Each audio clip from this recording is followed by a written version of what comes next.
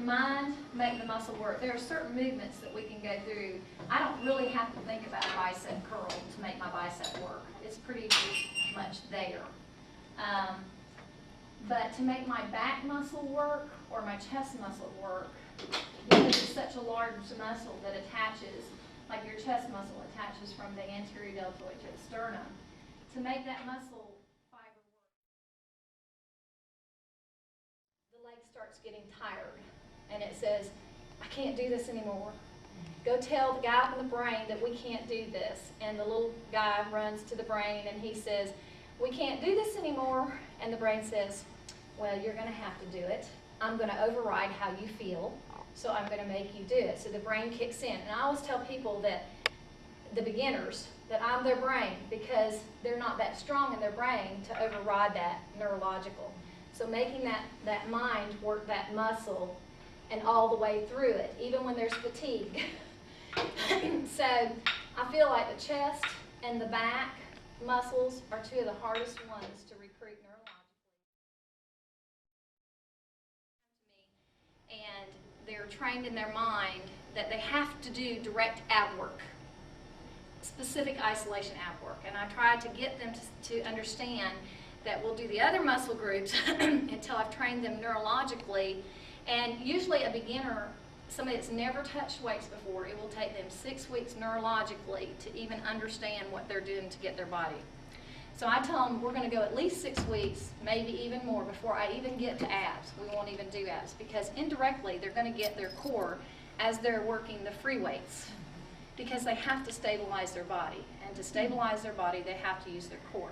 Now, just because they're not doing this motion, in their mind, they're thinking they're not working their abs, but they are indirectly working their abs. So I tell them, we're going to leave the abs aside. Just get it out of your head. You don't have to do direct ab work right now because that's one of the hardest. And until you can neurologically recruit the other muscles, it's going to be really hard to neurologically get them to recruit their ab muscle. So I spend a lot of time on doing their lower back because they're going to get all kinds of indirect ab work in their aerobics classes or whatever because they're still going to have it in their mind that they've got to do abs. So I'll have them do their low back and I'll focus on low back because they create an imbalance. And anybody knows that you got a front muscle and a back muscle. And if I always work my biceps and don't work my triceps, I'm going to set myself up for injury. So I always tell them, you're always working your abs, but you're not always working your lower back. So we're going to work the lower back. And then when I get you to a point neurologically, then we'll train the abs. That'll come into play. And somehow they've made it through society and the world, they've made it in their head that abs are going to make me lean. So you've got to re-educate them and retrain them that the low back is just as an supporting structure for the abs, and we're going to focus on the low back. So I usually start them out with the compound movements. Does everybody know? Did I help you on that neurological explanation? Okay. So then I'm going into another word, compound movements. Does everybody know what compound movements are? I can assume. Okay. Good. Okay, compound movements are multi-joint, multi-muscle. So a squat would be a compound movement because it's using everything. An isolated movement would be extensions. I'm isolating out my quadricep and not using my hamstring or my calf or my, not much of my core when I'm sitting on a machine doing leg extensions. So I always tell people we're not really going to focus. I think isolation movements are like machine movements. They're good to have as variety, but really to get the most for your workout, calorie-wise burn, functional-wise, stability-wise, core movement-wise, I focus on the compound movements more than I do the isolation.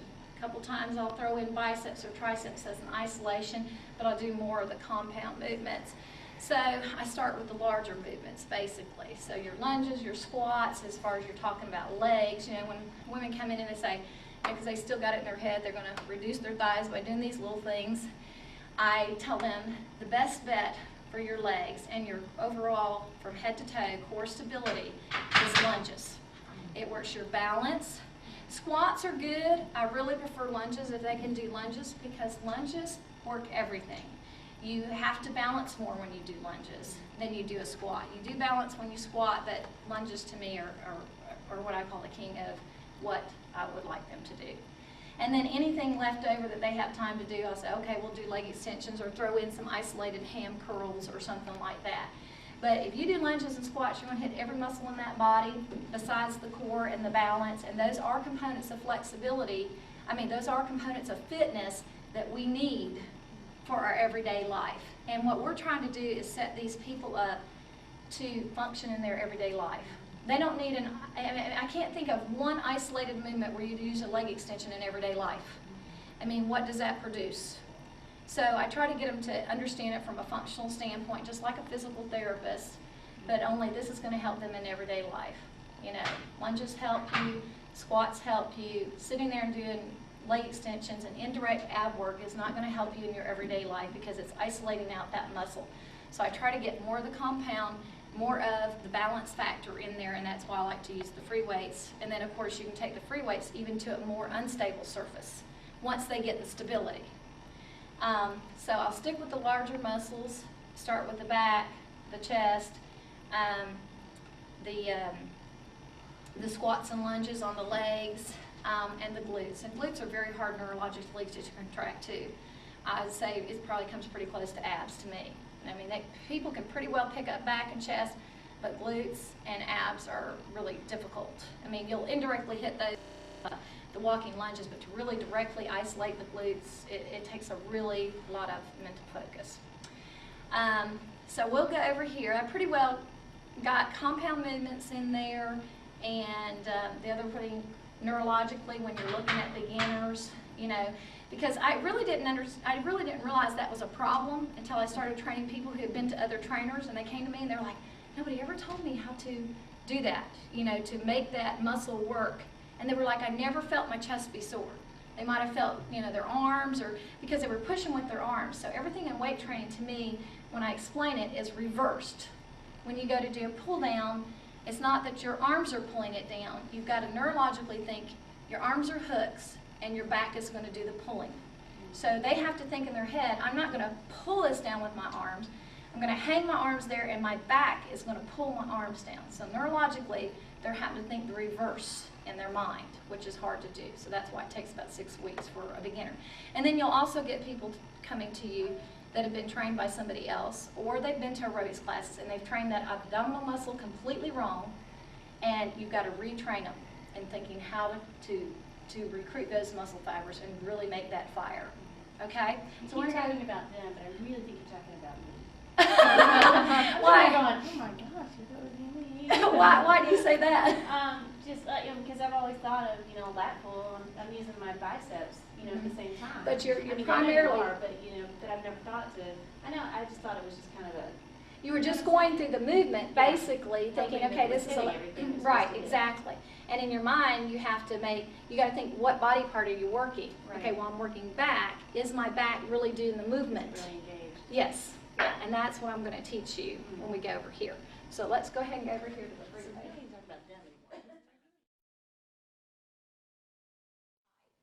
They have to stay square. Hips and shoulders have to stay square. And usually you have to see that the hip is not, you want to make sure the bench is correctly adjusted. You don't want their knee down here where their hips drop in. You don't want their knee up here where their hips hiked up. You want it pretty level, you know, 90 degrees and pretty level. And then their arm right underneath them right here. I was going to do the pull down, so we'll do this one right here, okay? What if you don't have a bench? What if you just have like steps or whatever? Because when we do it, we do one of these things. Okay. Well, let me get to I'll get to that one in a second. That's a good question. Right here, whenever you're doing a row and talking about the muscle working, let me go over I'm sorry, I jumped ahead of myself. There's 2 ways to make the back muscle work. If you're doing pull downs, you're talking about scapular, and when I say scapular, everybody knows their angel wings. I tell people when I'm training them so they can relate, your angel wings run the whole length of the back, basically, where the lats come into play. So I tell them this depression, which is, let's use Christy so y'all can see because she's got a tighter shirt. Put your arms up. And I always tell people, here's, what was it? You were talking about, you know, pulling with your arms. I always tell people, okay, we're going to depress the scapula down without bending our arms. And do you know what I mean by that? See if you can do it. Depress your scapula. No, see, she pulled her arms first. Okay? Shoulder blades. Shoulder blades down. Okay, and see that, there you go, she's got it, she's got a depression. Maybe you can see through my shirt, but it's depressed down. Okay, now I've set my muscle ready to work, okay? Pull it down. Now, you see it right there? And usually what I'll do with a client is I'll touch them here and I'll say, keep doing it. And when she fires that off neurologically, I can tell how good she is by how deep she gets, okay? And I'll say, we'll go through that a couple of times. And usually when they raise their hands up, that's their natural grip. Don't go by, okay, wide grip, narrow grip, all that stuff. This is her natural grip. So wherever they raise their hands up is their natural grip. That's where you start them. Okay, arms are straight. So we're going to pretend we have the bar there. We're going to pull down. So go ahead and depress. No, you pulled first. Did you see how she pulled first with her arms? So see, neurologically here, I'm training her. Okay, do it again. Depress again. Pull your shoulder blades down. Down. There you go. Okay, now she's going to pull. Once she gets that set, then she's going to pull. But then I'm not done with her neurologically yet either, because once she depresses that, then I've got to say, don't let your arms take over. And I have to constantly remind them until they're trained neurologically. When they go through the mind, are you using the back? Are you pulling with the back? I have to keep her constantly thinking so that she's firing off just the back. Hold it there. And then, because I can pull 50 pounds with just my fingertips. And I can tell you, that's just using all my back. That's not using my hand, because if it was my hand and my bicep, I'd be gripping it. The other thing I can tell is when they grab the weight, I'm like, don't put a death grip on it, because then I know you're using your arms, okay? So I tell them to ease up on their grip here, neurologically think about their back and contract that and pull it down, okay? When they get to the end of the movement, I tell them to give it a little squeeze in the center, and usually I'll feel for that. And neurologically, usually when I take a beginner, by the time we get to the second set, they're firing off a little bit better, and then as time goes on through the 6 weeks, then they're really firing off through the first set, but it's going to take them time, because you saw how I just asked her on the third time and she was already bending. So I have to keep telling her neurologically, no arms, what are we working, and remind her constantly of what we're working to make that back fire off, okay? Your arms getting tired yet? You getting arms getting tired? Okay, try it again. Let's see if she's got it. Okay, straight arms, get the arms straight. Okay, pull down with back. There. Now see, I saw her set it right there, okay? But now if she'd been with me for 8 weeks, she could probably fire it off down here. And usually how I confirm whether or not they've worked, you can put your arms down. I'll give her a break. Usually how you can confirm that, and usually this is even though my eyes see, I can see what she's doing here, and I can pretty well, because I've been doing it so long, how hard to work her and how sore she's going to be. And that's just going to be trial and error for you guys when you personal train, because it took me time to learn what I was seeing and adjust people's workouts. But I can tell you that if she's doing that right, I'll ask her and I'll say, now this is what I want you to do. I want you to go home. I want you to pay attention to where you were sore. Was it from here to here, or was it from here to here? Was it to the center of the back? And I want you to make note of how long you were sore. That gives me 2 kinds of information. One, it tells me I either overworked her, because if she's so sore that she can't move, then I'm like, okay, this is not a good thing. That's too much, okay? But I've been training so long now, I don't need to, we don't even get to that point. But in the beginning, when I first started personal training, it's like, okay, because it is a lot of, yes, because, everybody's different. So, and then I'll ask her to pay attention to how long she's sore and where she's sore. Because then when she tells me, well, I was sore from here to here and from here to here, that tells me that she neurologically didn't get everything. So I know where to go the next time when I train her. How deep did she retract? What do I got to remind her of the next time she goes through that movement? How long and how was she able to hold on to it in her brain before she got tired, mentally thinking about it as well as physically thinking about it, okay?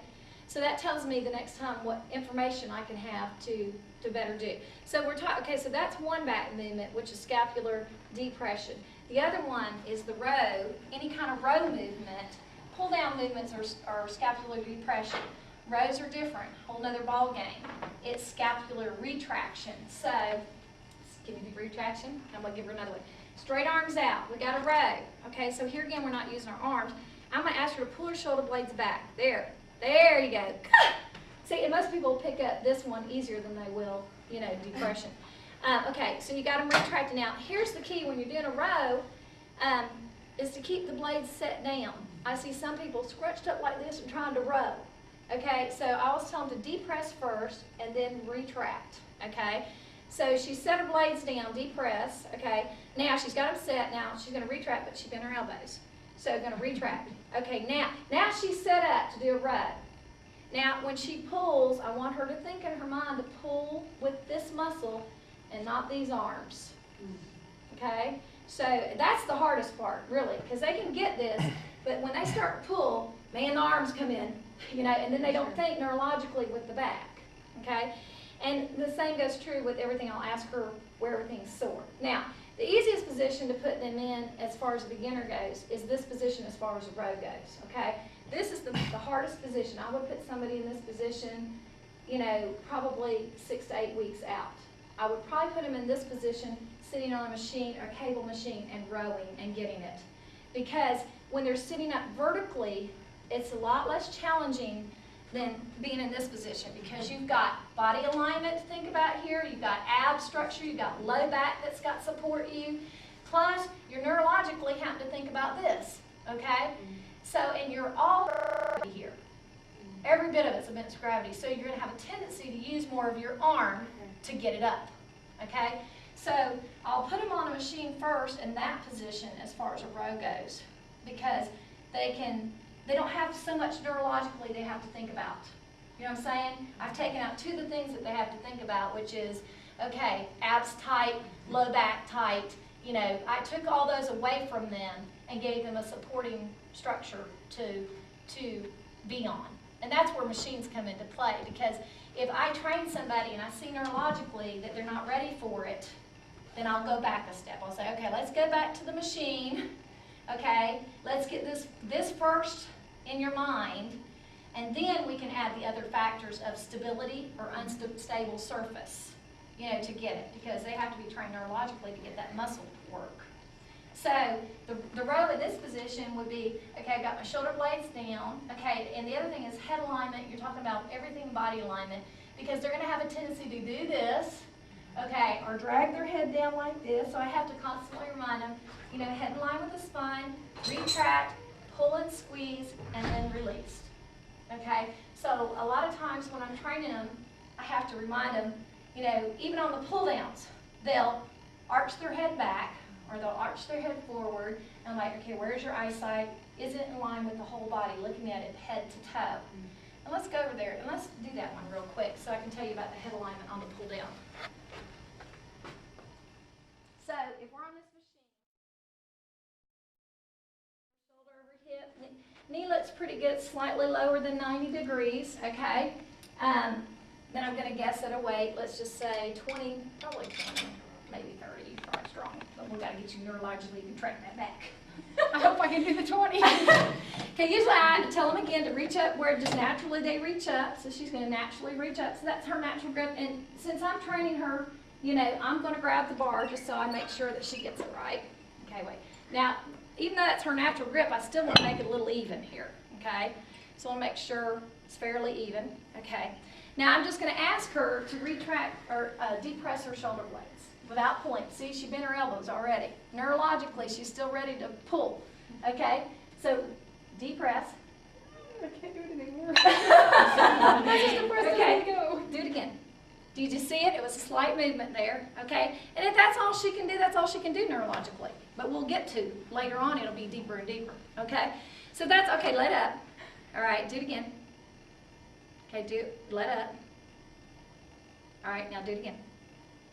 Down. Okay. All right, so she's down there a little bit. So, okay, let up. Now the next thing, I'll hold on to the bar a second.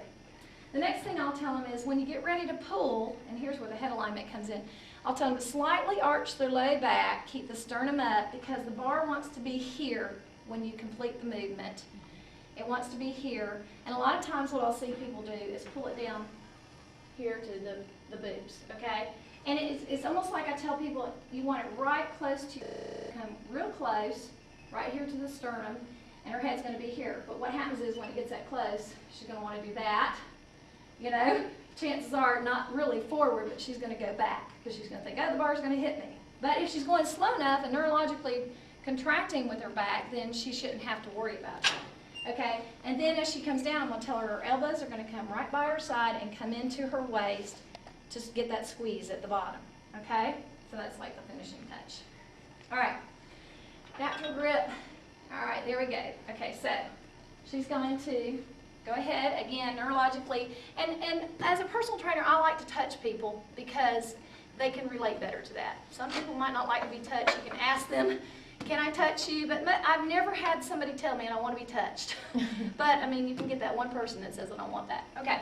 All right, so you're going to do it again. You're going to depress. All right, now you're ready to pull. Now, when I tell her she's ready to pull, I'm going to say, think in your mind, we're not pulling with the arms. The arms are little hooks, and this back is going to pull your arms to it. Okay? So in her mind, I'm going to say, okay, do it. Pull, and think about your back. All right, now see, her elbows went back. So I was looking for the elbows to come more into the waist. So even though that's her natural grip, I'll say, let's take it a little wider because her elbows are not coming into her waist, okay? Because I want to drive these elbows here. Did you feel how they were back? Mm-hmm. Okay, so we're going to drive them into your waist, okay? All right, so we're going to depress.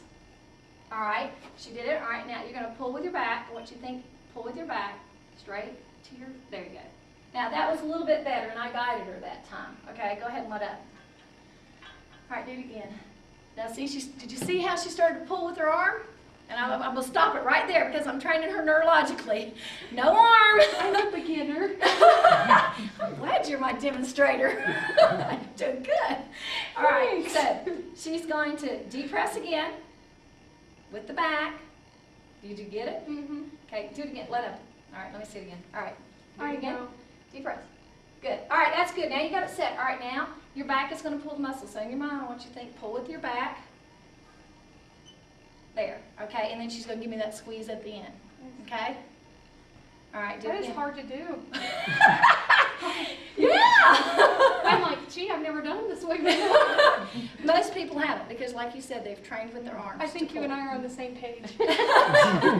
So it'd be good for you to start training yourself neurologically if you're going to train somebody else so that you can relay that to them so that they know how to make that work. Okay? All right, do again. Depress. All right, we got it depressed. Now remember in your mind you're thinking pull with your back muscles. So think about pulling with your back muscle every step of the way. And see, she slightly went back a little bit, but that was okay. All right, do it again. Depress. All right, good. Keep going. And I may do that. Go ahead. And I may do something like this where I'm pulling a little bit closer to the sternum and the elbows in, okay?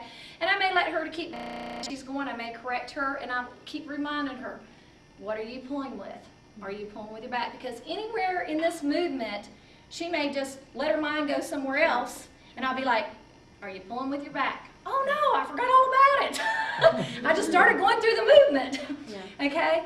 And then, like I said, your confirmation the next day or whenever you train them is, where were you sore and how sore were you? And that tells you, how much of this did she get? Did she feel sore down? She should technically feel sore this whole part of her back. Okay? If you have somebody that's doing pull downs, you can let us, Christy. If you feel somebody that's doing pull downs and they say, oh, I came in, I don't feel my back at all. You know, well, then they're not working their back. They're working their arms to get that weight down, okay? And that's what you see 9 times out of 10, people that are with trainers.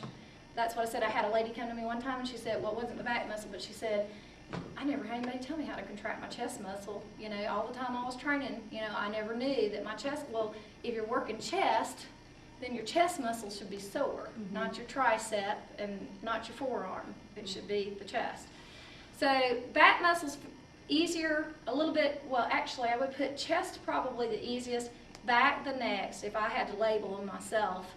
Glutes and abs last, because abs to me is one of the hardest, okay? All right, you did good. Yay. So anyway, those are pull downs and then the rows. So you've got depression and retraction with your scapula. You could even do that like in a group fitness. You could have them Exactly. Train them isometrically. Exactly. That's a good point because we were talking about that one time in aerobics. Your what is it? Your resistance is up here on pull down. So in an aerobics class, you're not really going to have any resistance coming down. So how do you work that with tubes? So that's good. Train them neurologically in an aerobics class, even though, because I've taken tubes like this before, and I say, okay, I do the same thing. I go through it neurologically and then pull and squeeze. Even though they're not going to get the full benefit because the resistance is not coming from here. Right. You know, the resistance is coming, you know, from the movement of just coming down with your arms. But that's good. That's a good idea to start training people in your aerobics class to neurologically depress and then pull and squeeze. That's very good. That's a good point. I'm glad you brought that up because I've done that in my aerobics classes before, but that's very good because you can train them neurologically so that when they do go to the weight room, they'll understand. Okay, so when we do chest, let's go over to chest, and we'll use the free weight on that. No. She's gonna. Straight bar. I really don't like the straight bars because it limits and it sets you up more for joint injury in your shoulders and your rotator cuffs. Are you trying to balance? Well, for one thing, well, yeah, but the main reason is that when it puts you in a fixed position that's not natural for that muscle. Okay, the muscle's natural range of motion and natural action is a fly movement because the chest is a horizontal adduction movement. So when you put it in a pressing movement, you really have to focus neurologically to make that muscle work. Fly, that's why it's better to put a beginner in a fly movement because that is the natural joint action of that muscle. So they're going to be able to relate and connect to it easier than they are a press. Do you see what I'm saying? Push-up, yeah, too. Yes. That's not the natural. Right. So when you're doing push-ups, that depends on your goal. You can train your mind neurologically to push with your chest, or you can train it as, you know, a whole body. It depends on, like, if I have somebody that comes to me talking about push-ups, they come to me and I want to train them on chest using a push-up movement, then I've got to make them think neurologically what they're pushing with. Okay? Now, if they're training for the Army or the Navy, all they're worried about is endurance and how many reps they can get. So they're not thinking, push with my chest, push with my chest. They're just going through the movement, just trying to get their reps. So you can use that move or that push-up in two different ways. You can use it in somebody's weight workout as a cardio, you know, to keep their heart rate going, or you can use it to train them neurologically for their chest. But I would say that would take an advanced person because it's very hard to do a push-up and make your chest work. You know, that would be somebody that's been training for a while that knows how to recruit that from center to end. And the same way with the press. When you're doing a straight bar, it's very hard to make that chest move the bar. That's why you see a lot of guys in the gym that lift heavy weight. I guarantee you, they're not using their chest muscle. They're using their arms. They're using their triceps to get it up. And their back and everything else. So the thing that you want to stick with at a beginner is a fly. And if you have a machine, that's a good way to start is the fly movement like that. Or like in class, you can, you know, put the tube around your back and get them to learn how to contract that chest muscle. So what I do is, when I have a client, my guinea pig. I'm just kidding. Since the chest movement is horizontal adduction, coming into the side, horizontal adduction to the center, okay? And the chest muscle runs from the shoulder to the sternum. We're wanting to recruit, eventually my goal with her is to get her to be sore from here to here. So I know she's worked every muscle fiber from shoulder to center. Neurologically, what happens is you get through the hardest part of the movement, and then you let up here because you're like, got it done. So I try to get them to stay squeezing all the way to the center, just like on the back. Squeeze all the way to the center. Okay, so that's going to take them time also. And I'll just put it right here from shoulder to end, and I'll say, go ahead and move your arm and make your chest muscle work. Now see, she knows from what I did on back, I can feel that you're already doing it. That's good. She's a good learner, so that tells me she's quick. Okay, do it again. Okay, good. Okay, see, I can feel her. Now, I'll feel for that, and then I'll feel for the arm. Okay, do it again. Now, all right, see, she's tightened up her arm, so I'll say, all right, now let's make the arm loose and make the chest work. It wasn't as strong. Yeah, and usually, yeah, it's very hard to do because to make the arm loose and to make the chest. Now, see, she did it the other way because she had that straight arm. You know, but to make her, because what I'm trying to train her neurologically is don't death grip this weight when it's out here because that's going to be hard to hold on to. And I'm trying to train her to make the chest move and not the arm move. So do it again. That was better. But as she goes on and the weeks progress, she's going to get better and better at that. You know, and You also automatically want to tense up your bicep you want- to this- get all that in. This Right. whole thing right here, you want to go.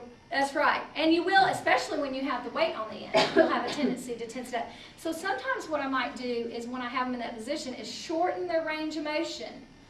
In other words, I won't put them way out here.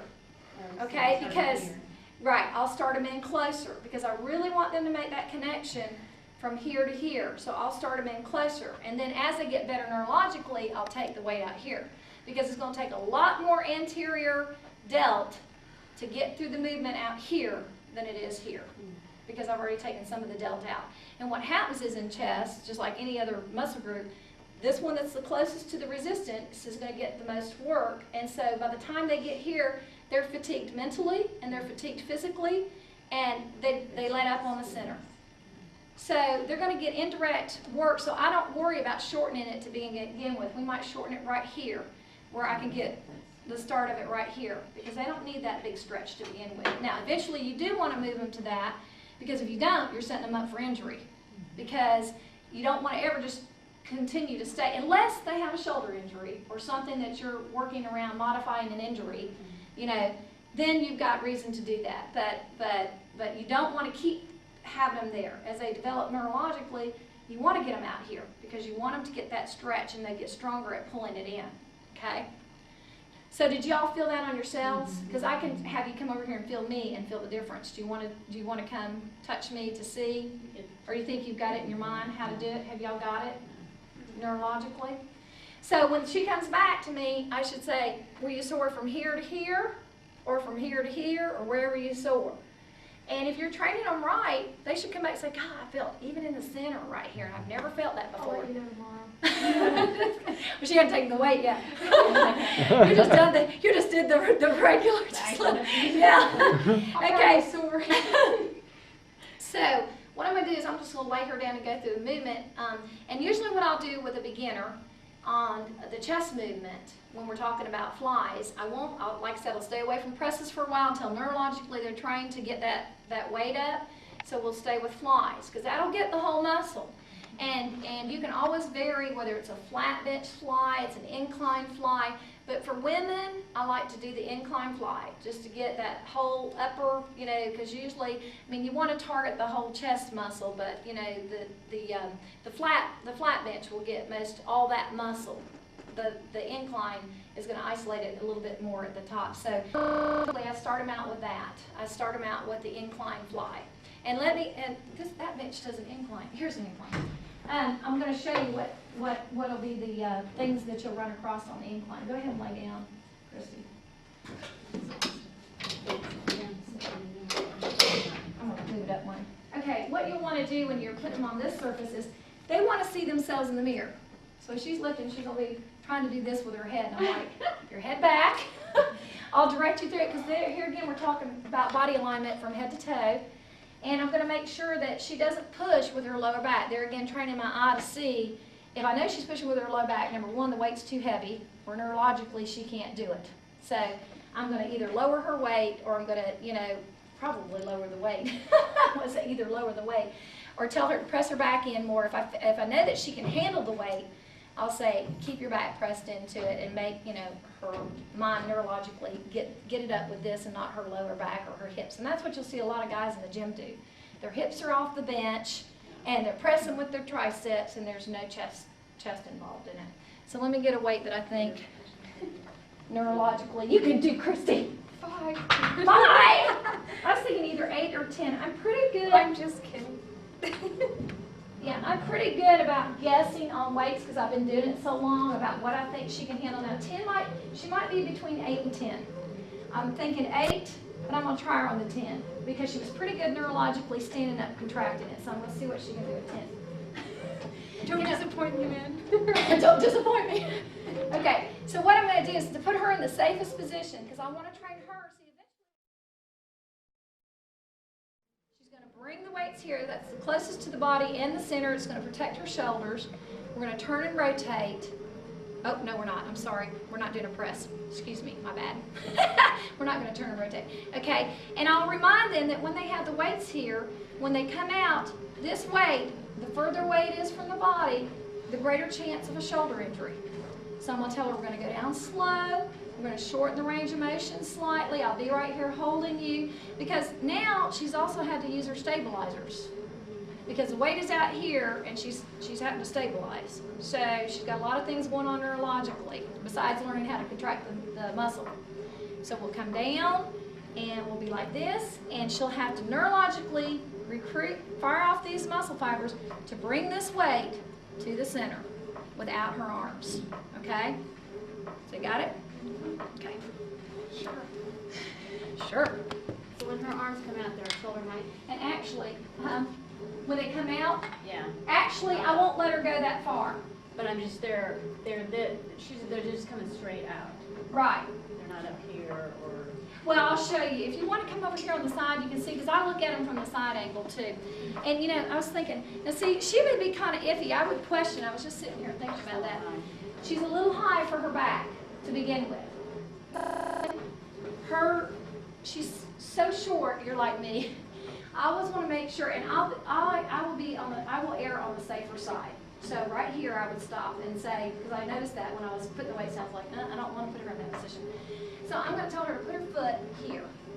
Which, does that give you a little bit more support? Yeah. No? Doesn't help you? This is not a good bench to demonstrate this on. It's not adjustable. Yeah, it's not adjustable. You really need an adjustable bench whenever you're weight training. But I'll be all right. anyway, we're going to keep her back. If I have no way to adjust her, I'm going to say, you know, and I'm going to be looking for it too. Because like I said, when you're training, you want to watch from head to toe. So I'm going to be looking for her to if she doesn't have the strength, you know, to be arching here, and I'll have to remind her of that. The reason why I noticed that too is because when I got ready to give her the weights, I noticed it was down. So, okay, I'm going to hand it to you like that, okay? So I'm going to tell her to wait just a second. I'm going to get behind her, okay? I'm going to make sure she brings it up to the center, to her chest, and push up. And if she doesn't have the strength in her triceps, wait a minute, hold on a second. You're doing it wrong. I'm sorry, I didn't explain it well. Okay, all right, we're going to push up this way with your tricep. There we go. Okay, all right, we got it.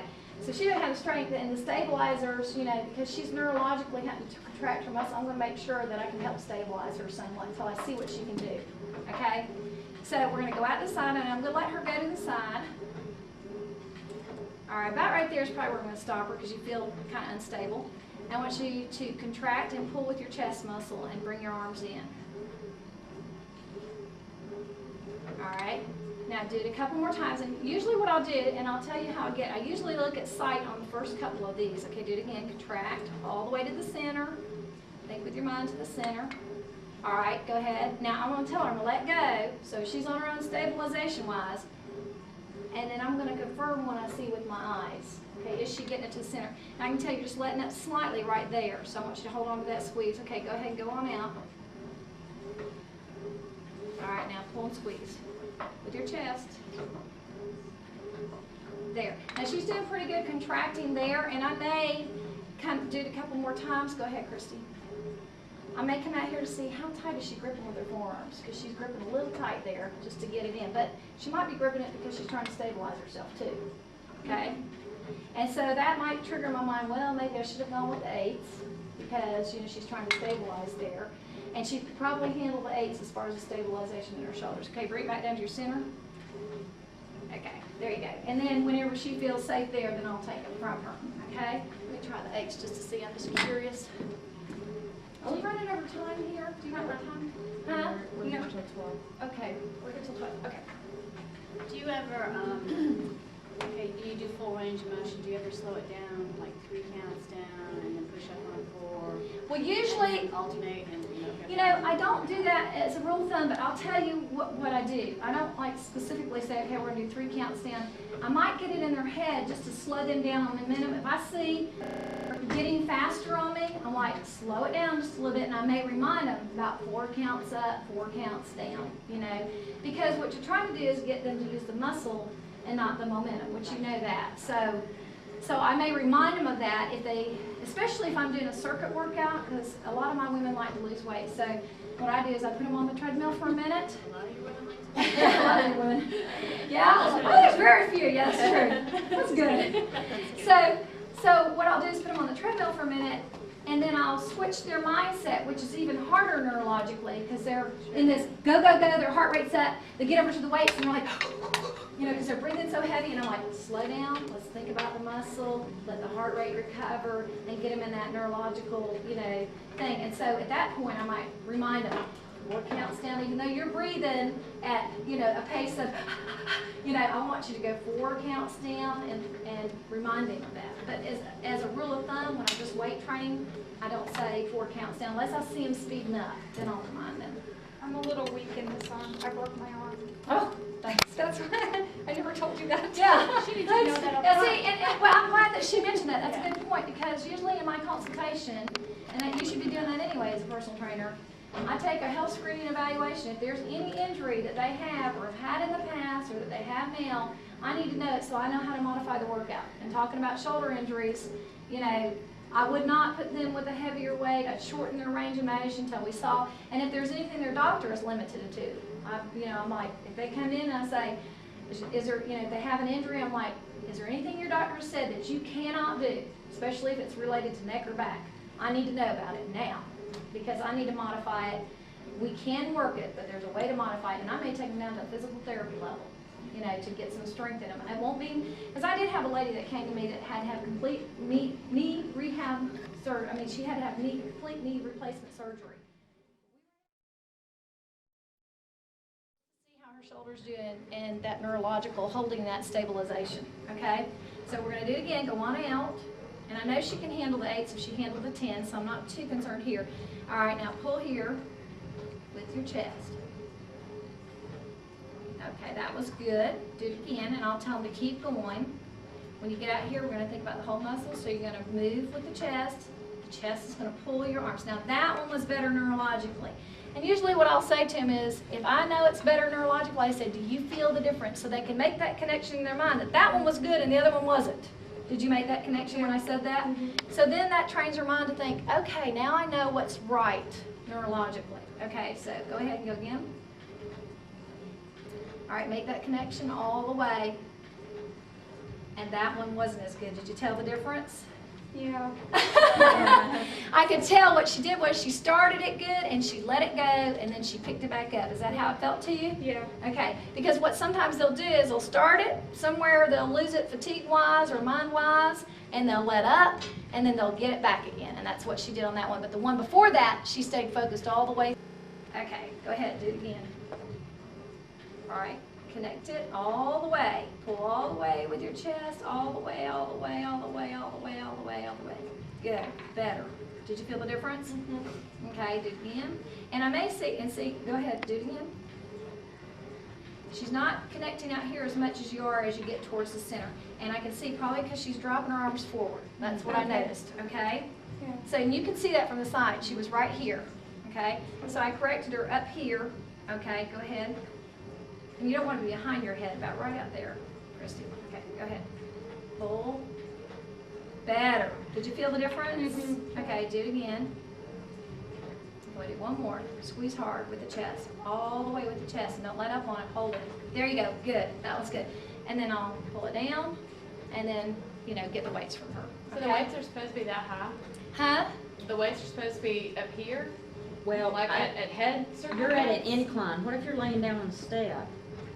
I don't think you should be As way up opposed to- here. No, I think you should be across. no, yeah, you're right. On step, you're gonna be right over, see, I'm right over the top part of the chest here, Only because you're on an incline, because we're right? on an incline. But on Yeah. a step, you would be Flat. straight. Yeah, straight across. As far as And then they would- functionality goes on this, do you have a Reader's Digest for, I don't train, but I teach an all resistance class. And so I've got 50 minutes to do squats, chest, triceps, lunges, back, biceps, abs. Uh-huh. So I've got 4-minute segments where I've got to go through all that and get them to feel, Were if you I in can go here? around to 30 participants and figure Right, out. and that's what we were talking about, but it was just you and I out there, wasn't it? She didn't hear that. Show me how you do a squat. Okay. Now, is there any particular reason why you chose a closed stance? Most people, when you say a squat, they'll take a wide stance. I don't know. Probably didn't think about it. Okay, so when you're in the gym, you normally, when you squat, you do this, you do that movement. Or you take your feet a little bit farther apart. I probably would have normally, well, if I would have had weights or something like that, I Okay, probably okay, would have okay, taken let's it keep a little this farther. Where's the eights? You give me the 10 pounds. Here, okay, show me how you do squat. Okay, now do you always hold the weights there? I do, Okay, for balance. probably. I don't know. It's Makes just your a arms hard work a little bit harder. It would take away from working her legs and make her think more about her arms and holding it up. Okay? Should I just hold them down to the side? Hold them down to the side. Okay, go ahead and do a squat again. Okay. Now, her form, I'm looking for head to toe. Keep going. I'm going to point this out. I want you to just keep going like you would in the gym. Okay? All right? So what I'm looking for when she's squatting is, I'm looking to see if the knee's over the toe. It looks pretty good. It's pretty close, but she could get better with her flexibility and, neurologically working her legs. Okay, so I look for that first. I say, okay, that's pretty good. Okay, I look to see that her tailbone's going back. All right, so the tailbone's going back. Let's see, there's a nice curve in her back and her head is straight. Okay, and all those movements. The other thing, the last thing I'll look for is, I'll ask them to slow it down. I want you to slow your squat down. And as she goes, I'll look to see if the knees are wobbly here. If she's doing this, if her knees are going in and out, I know that she's not using some core stabilization. Okay? So if her knees, she gets down there and she's like that, then I know this isn't tight and she hasn't tightened up her whole lower body. She's just going through the movement and not really thinking about tightening up the body and pushing with the legs. Okay? So those are the things I'm looking at. Now, as she's going on, you see what she's doing? Her knees are going over her toes. Her noise, right. So that tells me she's either not concentrating or she's tired. Okay? So, all right, now, let's turn this way. All right? Now go ahead and squat. Now, what I usually do the side view for is I'll tell her to turn her head as she's squatting and I'll point out to her. Do you see the knee going here? Do you see where the rear end is going? Do you see, and I'll point out those things to her so that she can make that connection. Do you see that? This is what we need to work on. The knee needs to go further back. You need to squat lower. I may put my hand here, or I may use a bench. I'll say hit for the bench, or my hand sometimes when I'm going down. And I'll say, when you're tired, you feel your knee shaking a little bit? She's going to be sore in the morning. I'm going to do too many reps. Okay, go ahead and stop. So I'll correct all those things on her. Tighten up the legs, and I'll remind them when they get down there. Do you see your legs wobbling? Because usually when we do a squat, we'll be doing it from the front. And if she's tired, let me use me as this one. If she's tired and she's down here and she's squatting, and neurologically she's tired, and physically she's tired, this is going to happen. And so I'll say, tighten up the legs, push through that. That's where that neurological training that body to adapt. And I'll say, tighten it up before you push up. Tighten up your abs, tighten up your legs, and then push up through the movement. I may even tell them a cue as far as pushing through the heel. Push through your heel. But then when I tell them, if I give them that cue, a lot of times they'll lift up the toes. They'll think, oh, well, okay, I'm pushing through the heel, and then their toes will come out. And I'll say, no, keep the foot flat, but push through your heel. Why is what? Why do you want to keep your toes flat? Because it's going to throw you off balance. If your toes are up like this and you're pushing through your heels, it's going to throw you off balance. So you want that whole foot, and you also want your whole leg to do the work, not just the back of the leg or anything else. I always forget my toes. Well, and I tell them to give them a visual, just so that they'll shift their weight back. So, because so many of them have weights on the ball of the foot and go like this. I tell them they should be able to lift up your toes since your weight's all in your heel. Well, you can have them think that, but they don't want to physically lift that toe up.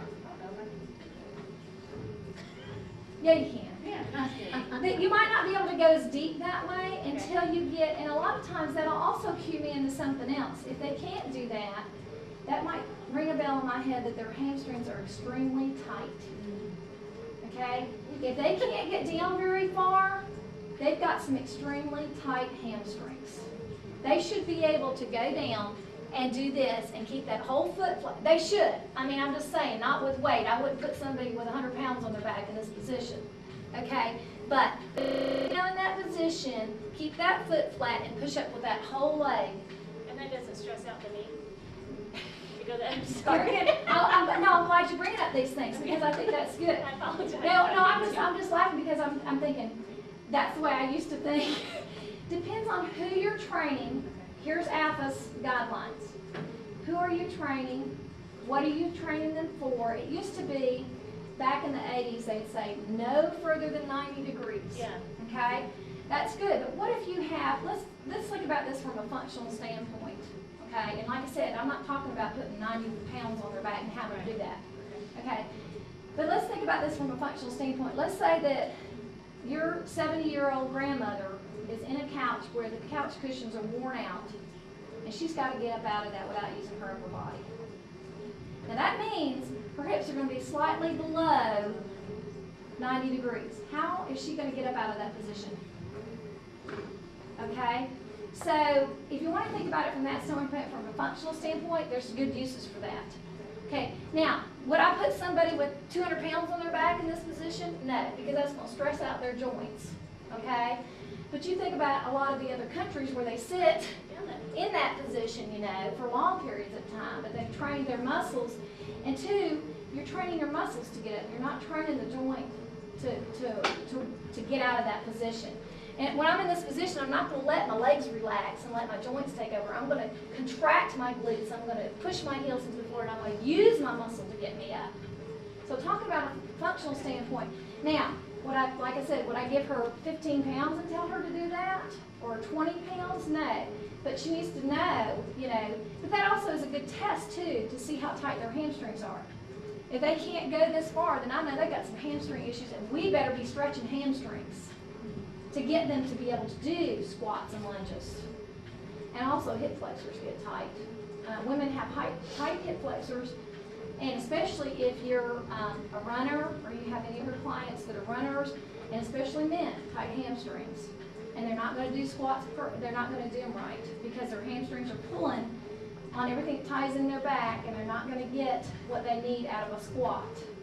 So I may take that person and say, okay, we're going to do short range of motion. If they can only get here, that's fine. They can only get here. But then in the meantime, me as a personal trainer, I better be having 15 minutes of my session stretching their hamstrings so that I can get them below that point. You see what I'm saying? And that too in your classes. Hamstrings are one of the tightest muscles, I mean, in anybody, you know, because it just is. Unless you're just phenomenally flexible. I mean, I have to stretch mine all the time. And you're a runner. And that's probably why she doesn't go as deep, because she's probably extremely tight in her hamstrings. And usually there's the test that I do for the stretching in the hamstrings too, as far as the flexibility, just to see how far, because people will cheat on, you want me to show you that one while we're here? People will cheat on their hamstring stretch. Okay. We'll lay you flat down, flat down. So I'm basically going to take away her doing any of the work just to see how tight her hamstrings are. And to support her back, I'm going to ask her to bend one knee into a position, okay, to support her back. And I'm going to tell her to let me do the work on her leg, and I'm going to tell her to keep her back pressed into the floor as I lift the leg. So usually what I do is I'll bend over like this and just put it here, and I'll make sure she's pretty well pressed, and I'll say, do you feel the stretch here? A little bit. Okay, so I'll go a little bit more. Do you feel it now? Okay, can we go more? Yeah. Okay, because you don't want them to tense up because it's so tight. You know, you don't want them in that pain mode. Okay? All right, do you feel it now? Okay, now about this point, I felt her knee kind of shift a little bit, so I'm going to hold it here to make sure she doesn't cheat through the knee now, because I know it's getting tighter. All right, go ahead. That's probably about it. That's about it. Okay, she's pretty good. She's about 90 degrees, so she's pretty good. So that tells me she could probably, you know, go a little deeper in her squats, and there might be some other things that I need to look for in her squats, okay? But really for her flexibility, we might want to go a little bit more. Can I go a little bit more now that I'm sat here? Right there? Yeah. That's it? Yeah. Okay. Now, when I get them to that point, when I get them to 90 degrees, I see she's about 90 degrees, then here's a true test. See the foot position?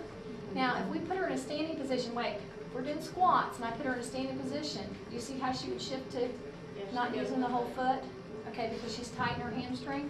So I may put it right here, and I'll say, Christy, this might be a little painful. We're going to drop the toe.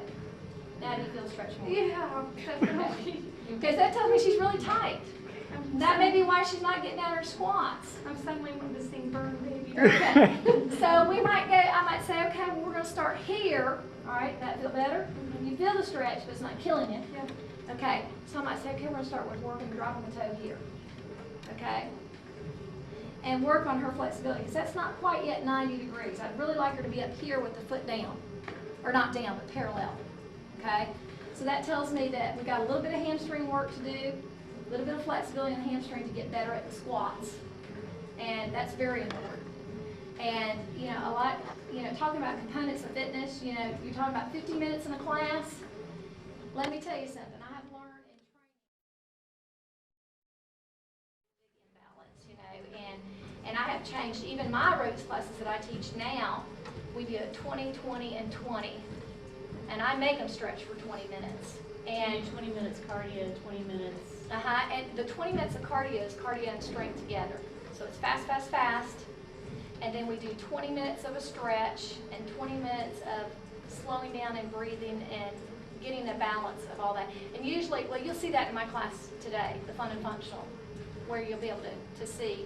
I won't be able to get all the components in, but you'll be able to see, you know, some of that I do. But I rearrange my class so that we hit balance, cardio, and strength all in that 20-minute segment. And then we get the stretching and the breathing and the prayer because we're so imbalanced, you know.